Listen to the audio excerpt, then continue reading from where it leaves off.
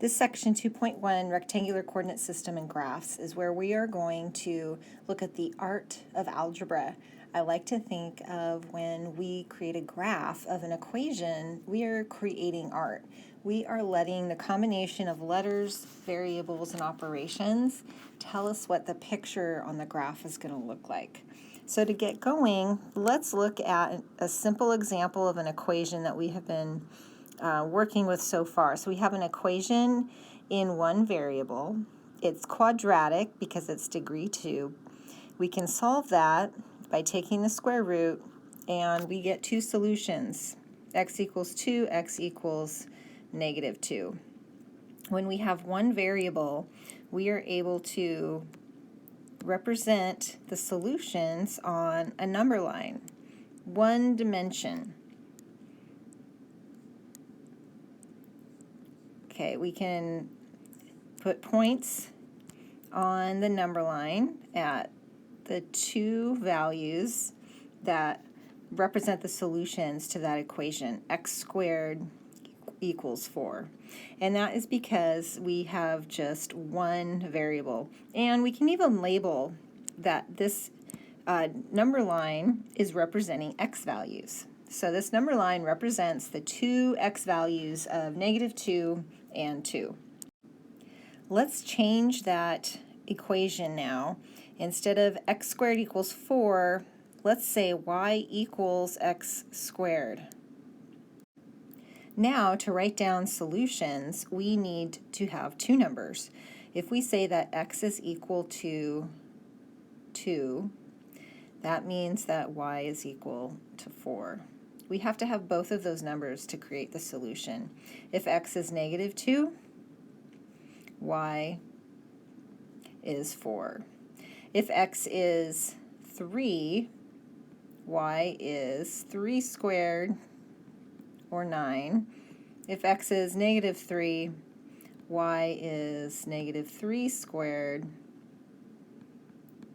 which is 9. So to represent the solutions, we need a combination of an x value and a y value. So the solutions we would write as a pair of values, what we call an ordered pair. The x value coming first and the y value coming second. So our solutions would be listed as 2, 4, negative 2, 4, 3, 4, or I'm sorry, 3, 9, and negative 3, 9. And we could keep going on with other solutions. We can choose any value of x that we want. Let's choose x equals negative 5. Well, then y equals negative 5 squared, which is equal to 25. That gives us another ordered pair as a solution, negative 5, 25. And there really is no limit on the values that we could plug in for x to get a value for y. So I'm just going to go dot, dot, dot here to say that this is a very limited number of solutions to this equation. So for equations in two variables, the solutions are ordered pairs. There's an x value and a y value. And those ordered pairs can be represented as points on what we call the rectangular coordinate system, or the x-y axes. So it's not enough just to have the x number line. We need to now add a vertical number line that we call y so that we can represent each of these points. So one important thing is that the x and y axes, the x and y number lines, they intersect at 0, 0. Let's look at each of these points, these ordered pairs on the xy axes. So let's take that point 3, 1. We are going to go over 3 and up 1. So we get the point at 3, 1. So the horizontal represents the x value. So we go to the right 3 to get that x value of 3. The vertical represents the y value, so we go up 1 to represent 1. Negative 2, 2. So we have a negative 2 for x. That means we're going to go to the left 2. And we have a positive 2 for y, so we're going to go up 2. So we get this point right here. Negative 1, 2. We're going to go to the left 1, and we're going to go down 2 because we have a negative y. 2, negative 3. So we go to the right 2 and down 3. We get that point. Now 0, 3 says that our x-coordinate is 0, so that means we're not going to go to the left or right, and we're going to be actually on that y-axis, but we're going to go up 3, and so the point is right there. And then we have negative 2, 0. We go 2 to the left, and we don't go up or down, and so we're on the x-axis. Now these 2 points that have 0 for x and y are called intercepts. When x is 0, we call that the x-intercept. And when y is 0, we call it a y-intercept.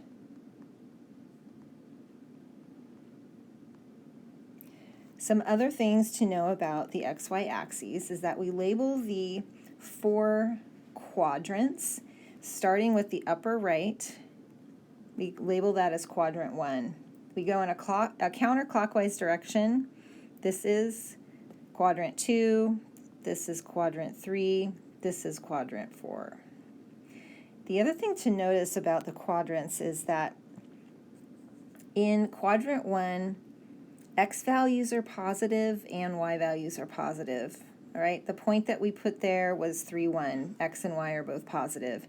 In quadrant 2, x is negative, x is less than 0. Y values, though, are positive. The point we have there is negative 2, 2. In quadrant 3, both x and y are negative. We had the point negative 1, negative 2. And in quadrant 4, x goes back to being positive, and y is negative.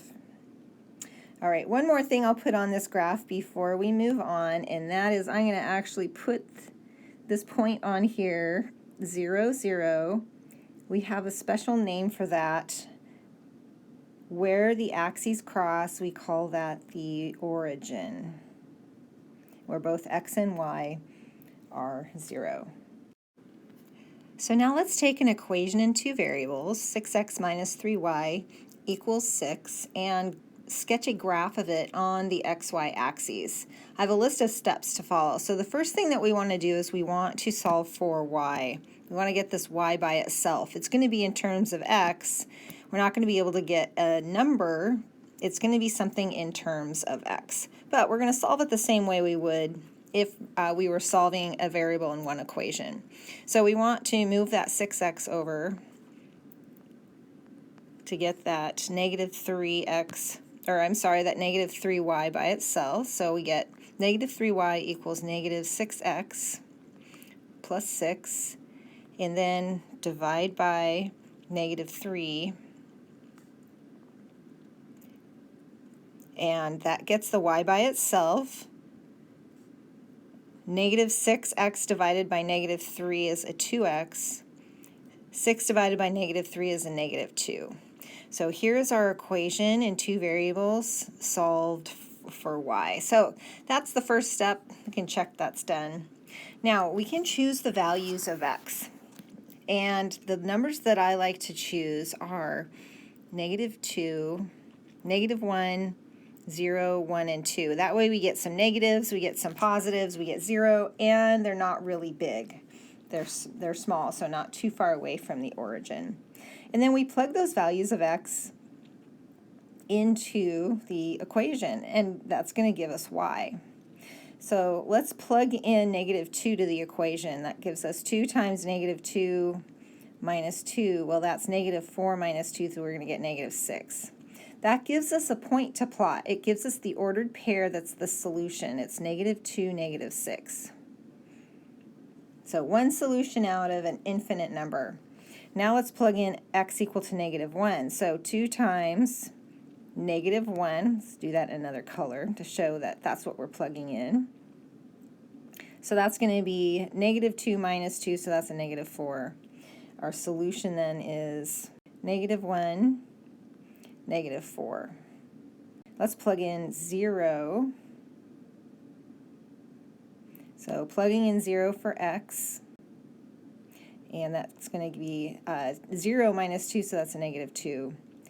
The ordered pair 0, -2 is our solution when x is 0. Now let's take x equal to 1. Plug in a 1. We get 2 times 1 minus 2. Well, that's going to be 0. So that's the point. X is 1. Y is 0. And now let's plug in x equal to 2. Plug in that 2. 2 times 2 is 4 minus 2. We end up with 2. And we get the solution, or the point, or the ordered pair, 2, 2. Okay, we now have a set of points that we can plot on our xy axes that then we connect to make the graph of the equation. So let's go through and plot each of these points. So -2, -6 is right there. -1, -4, it's right there. 0, -2 is right there. 1, 0, it's right there. And 2, 2 is right there. All right, they are all in a line. That's what we call collinear. We connect those, and the graph is a line. So the art that goes along with this equation, y equals 2x minus 2, is a line. Now, my line isn't very straight. Of course, it should be perfectly straight. We're going to find any time you have an equation that is degree 1, and you create the graph, it's going to give you a line. So abbreviate equation there. So a degree 1 equation is always a straight line. Let's talk about the intercepts of this equation, of this line. And remember, intercepts are those points that are on the x and y axis. So the point that is on the x-axis, where the line crosses the x-axis, is the point x is 1, y is 0. And notice that for an x-intercept, the point is always going to have y equal to 0. So for an x-intercept, I'm going to abbreviate intercept there, y is always equal to 0. And here the y-intercept, if we write down what that point is, it is x is 0 and y is -2. So we can generalize here that for y-intercepts, and again I'm abbreviating, we always have the x value equal to 0. Now let's take an equation in 2 variables and find the x and y intercepts without graphing. So we're going to use what we just talked about to find the x and y intercepts. For the x-intercept, we discovered that the y coordinate is always 0. The y value is always 0. So to find the x-intercept, we set y equal to 0, and then we solve for x. So let's do that for this equation in 2 variables. We are going to let y equal to 0 and rewrite this equation. So we're going to have 3 times 0 equals -4x plus 12. Anytime we multiply something by 0, that becomes 0. So 3 times 0 is 0. So 0 equals -4x plus 12. Let's add 4x to both sides. We get 4x equals 12. Now divide both sides by 4. So we get 4 equals 12 divided by 4, which is 3. So x is equal to 3. So we could say that that value of x, the 3, is the x-intercept. We can also write it as the point that it corresponds to. So x is 3 and y is 0. So the x-intercept, where the graph of this equation is going to cross the x-axis, is going to be at the point 3, 0.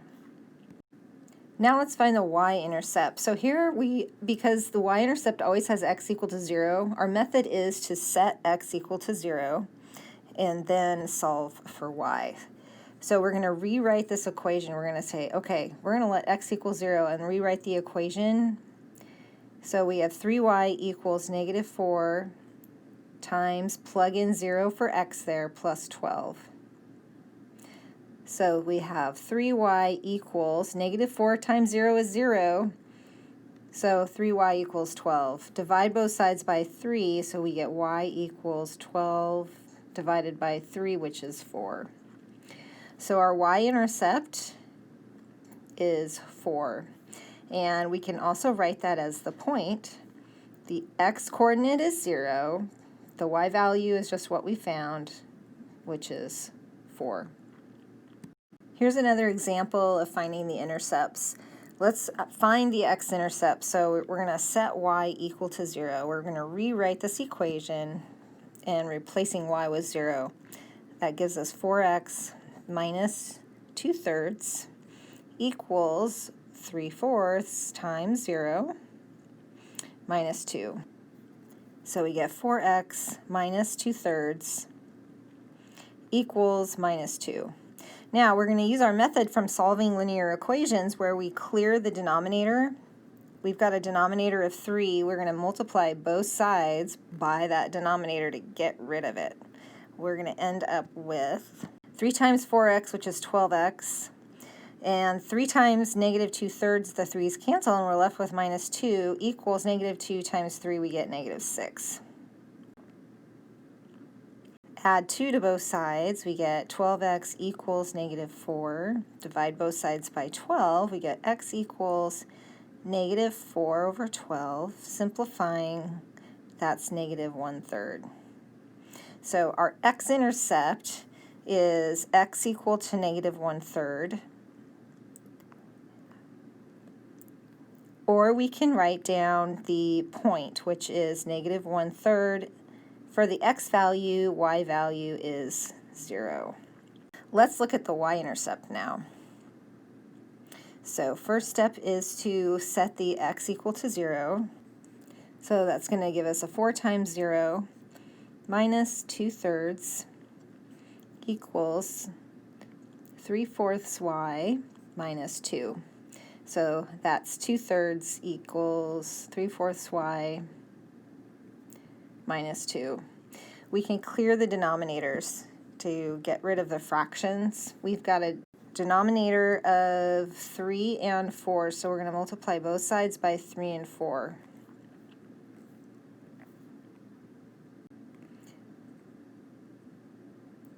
And on the left side, the 3's will cancel, so we'll have a negative 2 times 4, so that's a negative 8. On the right side, 3/4 y times 3 times 4. The 4 will cancel top and bottom, so we'll have 3 times 3, so that's going to be a 9y. And then minus 2 times 3 times 4, nothing to cancel there because that's just 2 over 1. And so that ends up being negative 24. So let's add 24 to both sides. And that's going to give us a 16 equals 9y. Divide both sides by 9, and we get 16 over 9 equals y. So that is our y-intercept. We can also write it as the point 0, 16/9.